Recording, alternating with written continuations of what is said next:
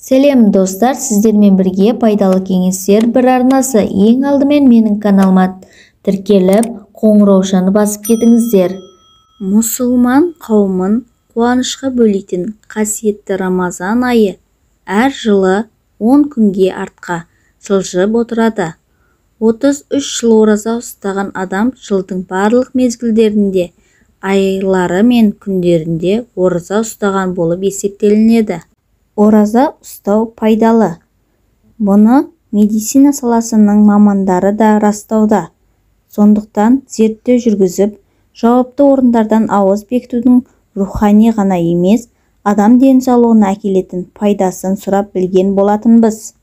Оразаның тәртібі бойынша жылына бір ай толығымен ауыз бекітеді. Күніне кем дегенде 14 сағат ішіп-жеуінен тыйылып, одан кейін бірнеше сағат аузын ашып, әл жинап алу қажет. Адам қарны ашқан кезде әлсіз жасушалар өздігінен жойылып, аштыққа қарсы тұру үшін ішкі ағзалар белсенділігі артады. Нақтысында жасушалар жаңарып, ескісі жойылып отырады. Медицина мамандарының айтуынша, ораза ұстаудың тағы бір пайдасы қант диабетінің алдын алатын көрінеді.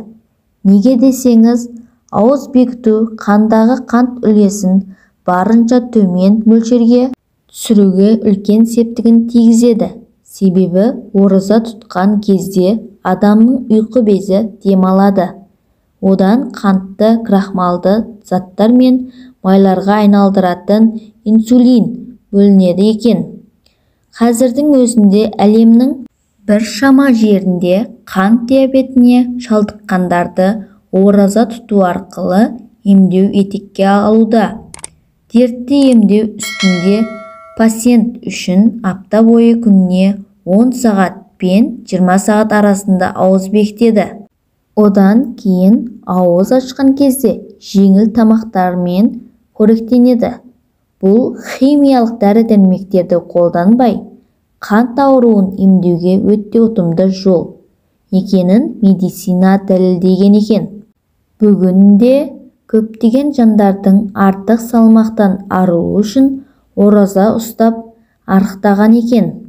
Расында бұл жағынан да оразаның тигізер көмегі жоқ емес. Егер ораза ұстаушы ауыз ашқаннан кейін тамақ мөлшеріне шектеу қойып, дұрыс режиммен жүрсе, бойдағы артық салмақтан арылуға ораза таптырмайтын әдіс. Яғни, адам ұзақ уақыт аш жүріп, ауыз ашқан кезде бірден тамақ пен суға тойып алмағаны дұрыс. Себебі бұл керісінше салмақтың көбеюіне әкеліп соғады. Ауыз бекітудің ендігі бір пайдасы тері ауруларымен күресуге әсер бар. Өйткені ораза тұтқан кезде қандағы және терідегі су құрамы да кемиеді. Бұл терінің қуаттылығын арттырып, зиянды микробтар мен бактерияларға қарсы тұруға көмектеседі. Сондай-ақ қышыма ауруының адам денесіне әрі қарай таралуын тоқтатып, терінің майлануы мен аллергиядан жазылуға да оңай әсерін тигізеді. Ағзада тұздың жиналуы көп тамақтанудан болады. Әсіресе еттен жасалған өнімдермен жиі қоректенетін пайда болады. Сондай-ақ адам шамасынан тыс тамақ жегенде бұлшық еттегі протеин мөлшері көбейіп, бұзыла бастайды. Бұл адам буындарына, көбінесе аяққа, үлкен бармаққа несеп қышқылының жиналуына әкеп соғады және қандағы несеп тозының мөлшері көбейіп, ол бүйрекке жиналып тұнады. Осының ақыры бүйректе тас пайда болуына ұшыратады. Сондықтан тамақ пен судан тыйылып, біраз уақытқа ауыз бекіту бұл дертті емдеуге ұтымды. Көптеген мұсылман және өзге ел ғалымдары ауыз бекітудің денедегі майдың құрамын азайтумен қатар хлорестин мөлшерін де бәсеңдететінін жарыса айтты. Хлорестин дегеніміз қан тамырларына тұнатын зат. Денедегі майдың құрамы көбейген сайын хлорестин мөлшері де артады. Ал ораза ұстау қанның қойылуын алдын алу болып табылады. Қазіргі кезде тағам өнімдерін ұзақ мерзімге сақтау үшін құрамына химиялық қоспалар қосылатыны белгілі. Бұл өнімдер адам асқазанына түскен кезде улы заттарға айналып, денедегі май құрамында сақталып қалады. Адамның ұзақ уақыт тамақтан тыйылуы әлгі майдың улы заттардың еруіне алып келеді. Сонымен бірге ауыз бекіту кезінде дұрыс тамақтанып, артық тағамнан бас тартып болса, бұл организмнің иммунитетін күшейтеді.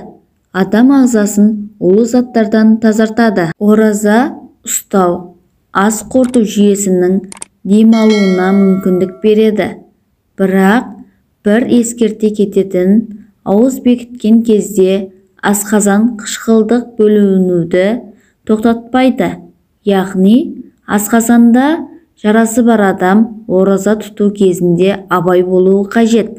Еске салсақ, ауыз бекітудің қан қысымын түсіруге және қанның қоюлану қаупін азайтуға бағытталған табиғи жол.